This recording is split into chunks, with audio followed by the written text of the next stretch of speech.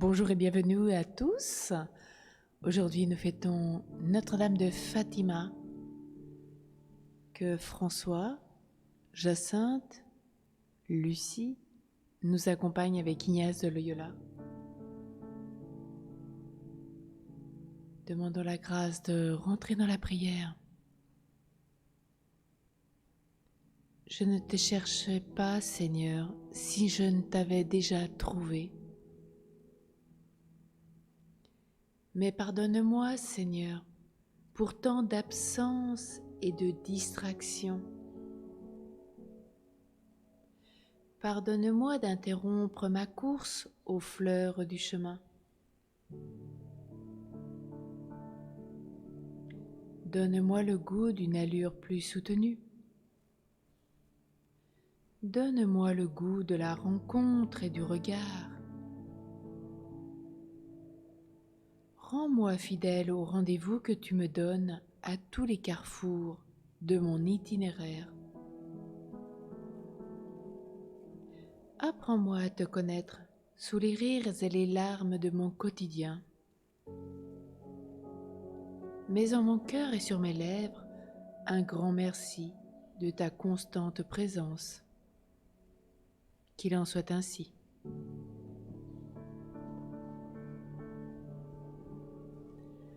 Alors vous l'avez bien compris, hier était un jour décisif, comme un passage. Aujourd'hui, une nouvelle étape de vie jusqu'à une prochaine relecture. Le thème de ce jour sera mes colères et mes résignations.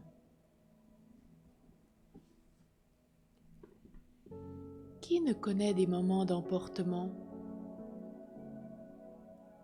Et qui ne s'est jamais résigné à renoncer? L'intérêt pour chacun est de reconnaître pourquoi il s'emporte et en fonction de quoi il se résigne.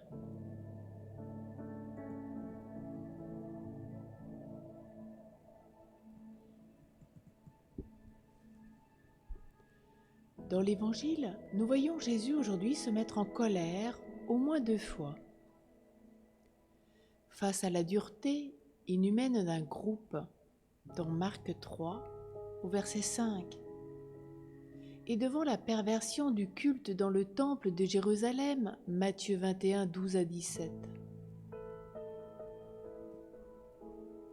Nous pouvons donc penser que toute colère n'est pas forcément pécamineuse. Cependant, peut-être convient-il de distinguer la colère du courage. Jésus a connu le courage, mais il n'était pas nécessairement en colère. Plusieurs fois dans l'évangile de Saint Jean, nous voyons que le Seigneur ne s'est pas entêté devant ses adversaires et a su se retirer à temps.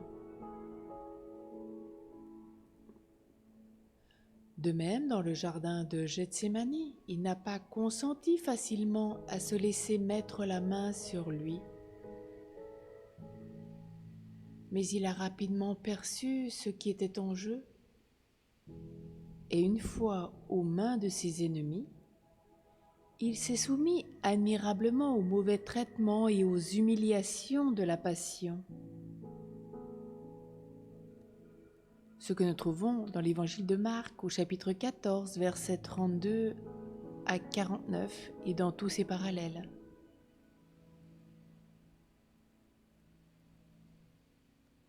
Se résigner à contretemps quand il y a quelque chose à faire, c'est une lâcheté. Mais quand le moment est venu, cela peut être un grand acte d'héroïsme. Prends en ce moment, maintenant, un petit temps avec Jésus pour méditer sur les attitudes de Jésus qui viennent d'être mentionnées. Marc 3, verset 5, Matthieu 21, 12, 17, Marc 14, 32, 49.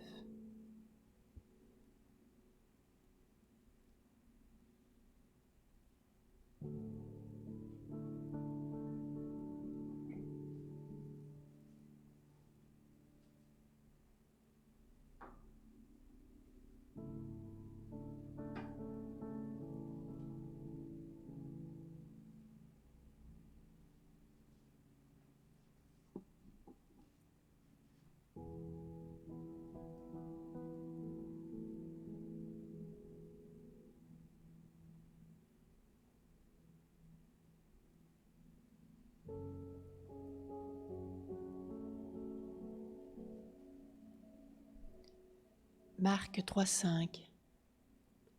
Alors, promenant sur eux un regard de colère, navré de l'endurcissement de leur cœur, il dit à l'homme, « Étends la main. » Il l'étendit et sa main redevint normale.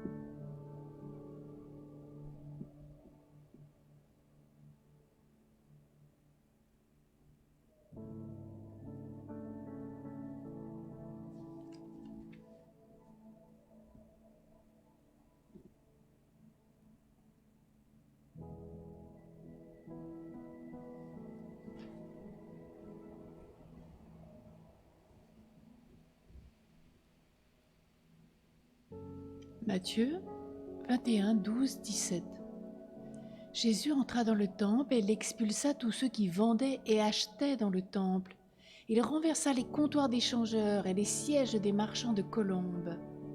Il leur dit, « L'Écriture affirme, ma maison s'appellera maison de prière. Or vous en faites une caverne de bandits. » Des aveugles et des boiteux s'approchèrent de lui dans le temple et il les guérit. Les chefs des prêtres et les scribes s'indignèrent quand ils virent ces actions étonnantes et les enfants qui criaient dans le temple « Hosanna au fils de David !» et dirent à Jésus « Tu entends ce qu'ils crient ?» Jésus leur répond « Oui. Vous n'avez donc jamais lu dans l'Écriture, de la bouche des enfants, des tout-petits, tu as fait monter la louange ?» Alors il les quitta et sortit de la ville en direction de Béthanie, où il resta pour la nuit.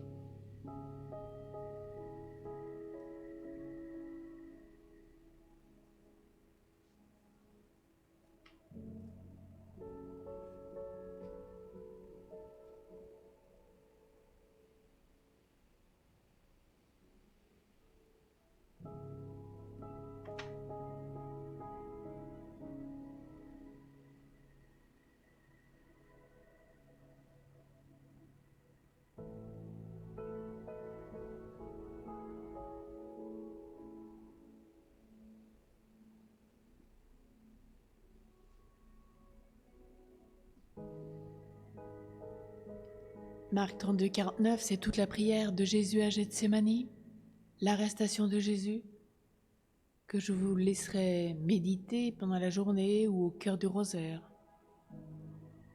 principalement dans ce premier mystère douloureux, agonie, combat.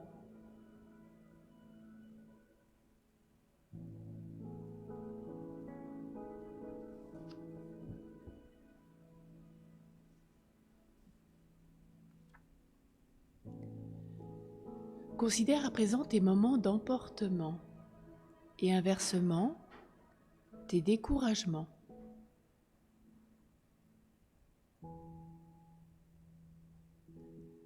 À moins que tes découragements te mettent en colère et que finalement tu capitules à nouveau de mauvais gré.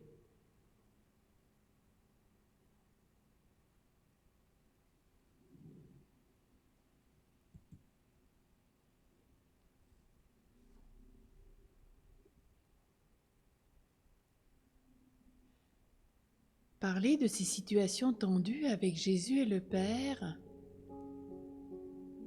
et le leur exposer, consentir à les vivre mieux et de manière plus attentionnée à l'avenir, surtout si tu es souvent irrité et si tu as fréquemment des hauts et des bas.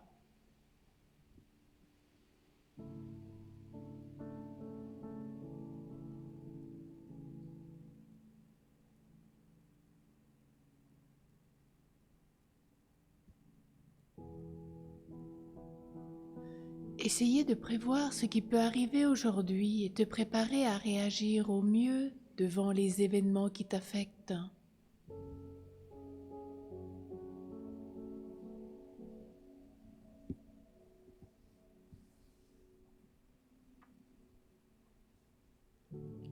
Ce soir, observe comment tu as vécu la journée.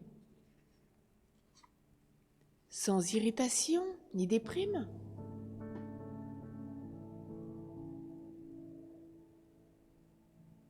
Si tu as rencontré quelques problèmes et réagi de façon juste, rends grâce à Dieu. C'est un vrai cadeau.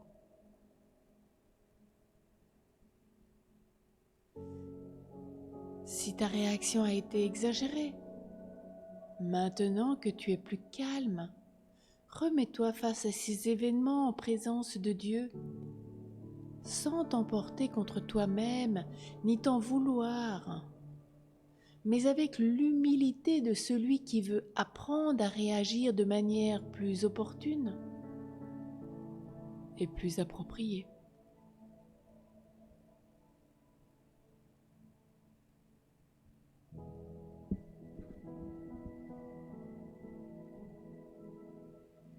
Il y a dans l'Évangile une scène qui semble caricaturale, mais pourrait t'aider un jour. Jésus envoie quelques-uns de ses disciples à la recherche d'un endroit pour lui-même et son groupe. Pour de mauvaises raisons, on ne les reçoit pas. Jacques et Jean sont furieux et lui demandent l'autorisation d'envoyer le feu du ciel sur cette ville. Comment Jésus réagit-il ? Il les reprend et se dirige vers une autre ville pour poursuivre sa mission. Ce que tu retrouveras dans l'évangile de Luc au chapitre 9, versets 52 à 56.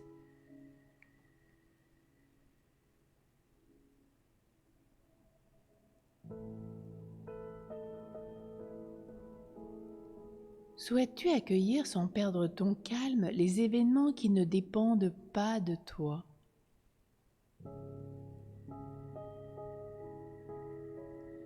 Crois-tu que si tu ne perds pas ta liberté, Dieu saura en tirer quelque bien ?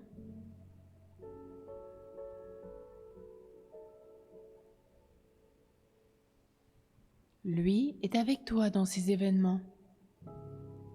En les vivant dans sa compagnie, tu te sentiras de plus en plus en sécurité, plus tranquille et peut-être beaucoup plus créatif.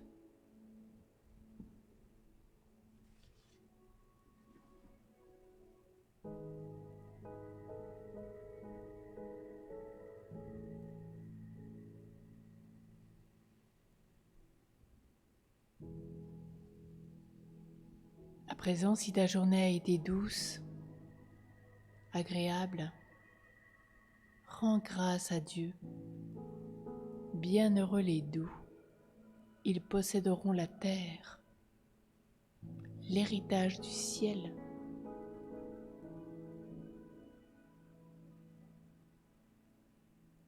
Alors redisons comme tous les jours, avec Ignace de Loyola, Ad majorem Dei gloriam, pour une plus grande gloire de Dieu. Courage à tous. Amen.